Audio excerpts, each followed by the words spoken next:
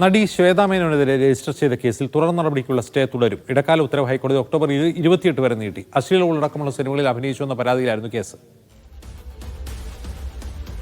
അഹമ്മദ് മുസ്തഫ വിവരങ്ങളുമായി ചേരുന്നു. മുസ്തഫ, ഇത് കോടതി ഈ കേസിന്റെ മെറിറ്റ് പരിഗണിക്കുന്നുണ്ടോ?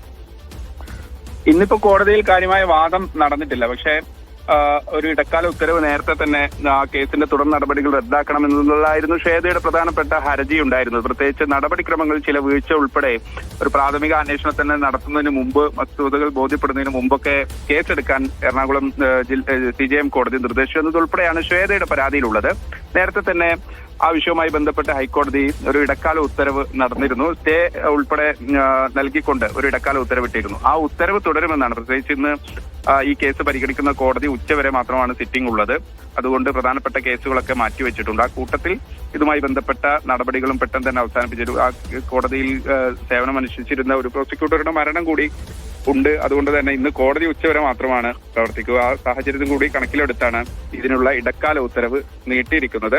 ഒക്ടോബർ 28 വരെയാണ് ഇപ്പോൾ നീട്ടിയിരിക്കുന്നത്. കേസ് വീണ്ടും പരിഗണിച്ചതിന്റെ മെറിറ്റിൽ നേരത്തെ സൂചിപ്പിച്ചതുപോലെ കേസിന്റെ മെറിറ്റുമായി പിന്നീടായിരിക്കും കോടതി വാദം കേൾക്കുക. ശരി.